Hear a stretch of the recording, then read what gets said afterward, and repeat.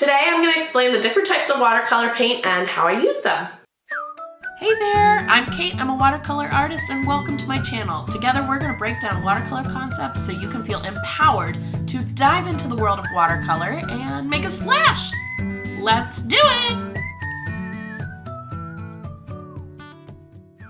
Watercolor paint comes in a ton of different forms, and it can really be confusing if you are new to watercolor and trying to figure out what to buy. If you have any questions about any supplies listed in this video, go ahead and check out my link below to my supply list, and I will have everything listed there, and you can go ahead and get shopping! Yay, art supplies! So the first and probably most common type of watercolor paint is paint that comes in a pan. Watercolor paint in a pan is basically watercolor paint that's been dried and it's hard, and you just add water to make it ready to paint or activate the paint. This is what you see in that basic Crayola kit or any of those kids kits for watercolor. This is really beloved by many watercolor artists and hobbyists alike because it's super convenient. It comes ready to go. It's easy to transport. People who make their own handmade watercolor paints also use pan form often because it's really easy to ship out to people when they order it. It'll come in this little tiny cube, and basically all you need to do is add water and it's ready to go. It's ready to start painting. So this is a really great, convenient, easy to travel with type of paint, and that's why it's the most popular. Watercolor can also come in a tube. This is my favorite type to use because when the watercolor comes out of the tube, it is wet, so you're able to pick up a lot of pigment. Most people who use tube watercolors will say let it dry overnight and then it hardens, similar to a pan, but I actually like to use it sometimes directly from the tube when the paint is still wet, because that color, that pigmentation, it's just gonna be really thick and really juicy and really amazing. So professional grade watercolor brands like Winsor & Newton and Daniel Smith usually come in tubes. These watercolors also come in various sizes so that you can pick the size that's best for you.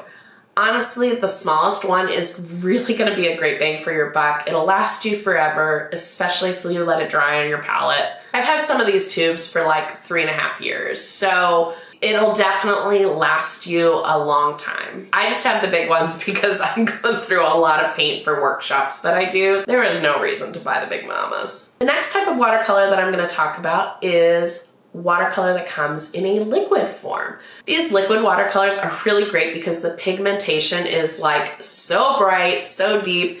These are just really bold, really strong colors. And I personally like using them when I'm doing brush lettering. When you're doing brush lettering, you're gonna want a really watery paint mixture, but you still want that bright color sometimes. So liquid watercolor is actually a really great thing to use when you're doing watercolor lettering. The liquid watercolor that I have even has like a little eyedropper feature, so this can be really fun to use when you're doing wet and wet. You just go boop, boop, boop, boop, boop, and see the paint cascade all over the page. Next up is watercolor powder. And this is so fun. I just went on a heyday when I found out about these because basically what it is you kind of just go it's this little powder, and it's almost like glitter for watercolor, and you just put it on your page and it just explodes. It is so cool. It's so colorful. It's so fun. It's unpredictable and beautiful and amazing. So how it works is these ones from Ken Oliver, you squeeze it and a little poof of the watercolor pigment comes out. If you're adding it onto a part of your paper that's already wet, as soon as that pigment hits the page, it is just going to burst with color, and it's gonna be a really cool effect that almost looks like fireworks. It's so fun! Special mention to Ruby Mountain Paint Co., who makes these salt pigments, which if you've ever played with salt and watercolor before, you know that when you put salt on your page, it will create this really cool organic texture, and the salt will absorb some of the pigment, and it's just a sight to behold. So Ruby Mountain Paint Co. has these salt crystals that also have pigmentation, so it just adds to that layer of beauty and amazingness. So I highly recommend that. Again, that is linked in my supply list, so definitely go check it out. Sometimes on watercolor websites you will see that you can order pigment. Now, pigment is not watercolor paint yet. Pigment is one of the ingredients that is used to make watercolor paint. You basically combine the colors that you want and you add a binder and some other fun stuff. If you're curious to learn more, you can totally Google it. There's tons of recipes online. But this is really fun to use. You can use it like the powder watercolor that I was talking about, or you can make your own colors and create these beautiful hues that are so unique to you.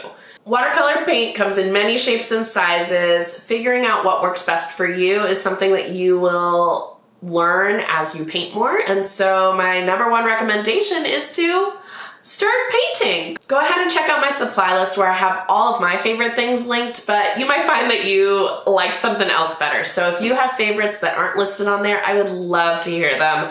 Buying art supplies is my second favorite hobby other than watercolor, so hook a girl up. I love trying new things. If this video was helpful and you want to see more, let me know what kind of videos you want to see in the comments. Like and subscribe so you don't miss any in the future, and happy painting, friends! Or should I say happy paint shopping? Don't spend too much money.